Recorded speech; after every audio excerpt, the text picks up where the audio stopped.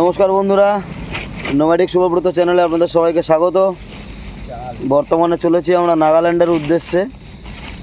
পথের সাথে আমরা তিনজন, আমি, দাদা অর্থাৎ বাপিদা, আর এদিকে আমাদের মিস্ত্রি কাম গায়ক সুদামদা। আমরা ঠিক করেছি যাত্রাপথে আমাদের প্রত্যেকবারই হোটেলে খাওয়া খরচ বাবদ প্রচুর খরচ হয়। এর আগে আমরা শখে ঝাড়খণ্ডে, বাঁকুড়ায়, বিভিন্ন জায়গায় রান্না করে খেয়েছি রাস্তায়, কিন্তু সেটা একদম সাজ সরঞ্জাম সমেত পরিপাটি ছিল না।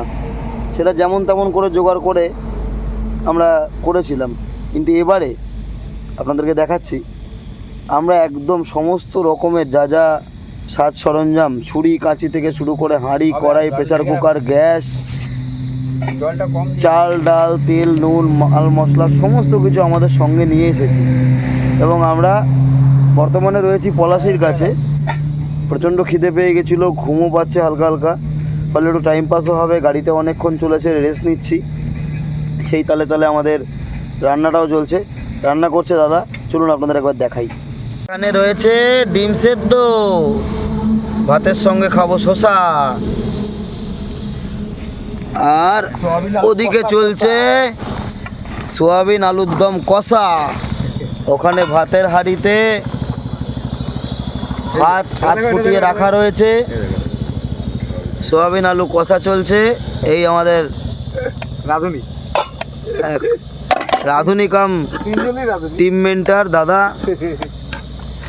আজ আমরা একদম পরিপাটি সমস্ত কিছু নিয়ে এসেছি। এই আমাদের গাড়ি দাঁড়ানো রয়েছে, একটা পেট্রোল পাম্প পেয়েছি পলাশিতে, ভারত পেট্রোলিয়াম, তার পাশে এরকম ফাঁকা জায়গা। এটা সম্ভবত একটা পুরনো গাড়ি বিক্রির ডিলার। ওপাশে একটা রেস্টুরেন্ট টাইপের, ধাবা টাইপেরও রয়েছে। এই জায়গাতে আমরা আজকে আমাদের রাতের খাবারটা বানানোর জায়গা পেয়েছি। খুব সুন্দর জায়গা পেয়েছি, এত সুন্দর আলো রয়েছে এখানে।